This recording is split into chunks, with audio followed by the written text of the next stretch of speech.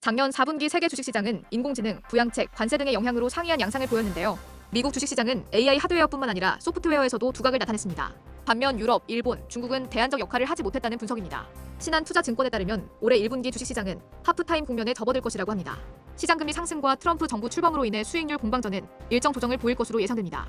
연준의 중립금리 추정치가 상승하면서 기준금리 인하폭은 당초 예상보다 작을 것으로 전망되고 있습니다. 과거 금리 인하 종료 시점에서 주식시장의 반응은 일정하지 않았습니다만 경문가들은 경착륙 여부와 기업 이익 전망이 주요 변수가 될 것이라고 보고 있습니다. 세계 경제가 경착륙 가능성을 피할 여지가 높은 상황에서 일시적인 소강기를 거친 후 다시 추세로 복귀할 가능성이 있다는 평가가 나왔습니다.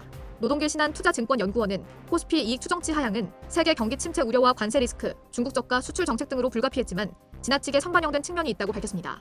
그는 또 이익 하향이 일부 반도체 기업에 집중되었으며 업황 전반의 리스크로 확대 해석하기 어렵다는 점도 지적했습니다. 지난 한 해 동안 코스피 수익률은 상반기 플러스 5.4%, 하반기 마이너스 14.2%로 명확히 엇갈리는 모습을 보였습니다. 주요 요인으로는 관세 위험과 중국 정가 밀어내기, 성격의 수출 전략, 국내 반도체 산업 부진 등이 꼽혔습니다. 특히 지난해 말 정치적 리스크는 원달러 환율 상승과 외국인 투자자의 시장 이탈 및 정책 기대감 약화로 이어졌다는 분석입니다. 노 연구원은 올해 1분기에 이러한 약세를 완전히 극복하기 어려울지라도 약화되는 변곡점이 형성될 가능성이 있다며 낮아진 밸류에이션을 기반으로 역발상 투자 전략을 제안할 기회가 생길 것이라고 말했습니다. 보완율이 외국인 자금 흐름에 부정적으로 작용할 가능성이 있지만 GDP 대비 대외자산 비중이 60%에 달하는 상황에서는 무질서한 자금 유출까지 이어지지 않을 확률이 높다는 의견입니다. 수출주의 경우 고환율 효과를 통해 1분기 중에는 다소 안정적인 모습을 보일 것으로 예상됩니다.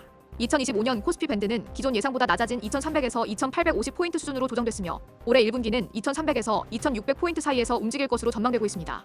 국내 증시 회복 흐름에서는 삼성전자가 중요한 역할을 할 것으로 보입니다. 그러나 후행 PBR이 현재 수준에서 실적 유지 시 적정 범위 대비 크게 벗어난 상태라는 점이 문제라고 합니다. 중국 내수 부양책과 저가, 수출 종료 이후 삼성전자 PBR 회복 여부는 코스피 지수에도 직접적인 영향을 미칠 가능성이 있다고 노동길 연구원이 언급했습니다. 업종별로는 환율 상승 효과를 기대할 수 있는 산업재나 헬스케어, 자동차 관련 종목들이 긍정적으로 평가되었습니다. 또한 통신이나 증권 등 국내 매출 중심의 업종 역시 마진 보호력 면에서 강점을 가질 것으로 보입니다. 대신증권의 이경민 연구원은 2025년 상반기에 국내 증시는 기술적 반등 이후 추세 전환 단계로 들어설 것이라며 악재들이 대부분 선반영된 만큼 더 악화될 여지는 크지 않다고 판단했습니다. 특히 CES 2025와 JPM 헬스케어 컨퍼런스를 통해 새로운 동력이 마련될 수 있다는 긍정적인 신호도 언급되었습니다. 마지막으로 그는 현재 국내 정치 리스크가 감소하면서 재정 및 통화 정책의 새로운 동력이 한국 금융시장 저평가 매력을 더욱 부각시키고 있다고 덧붙였습니다.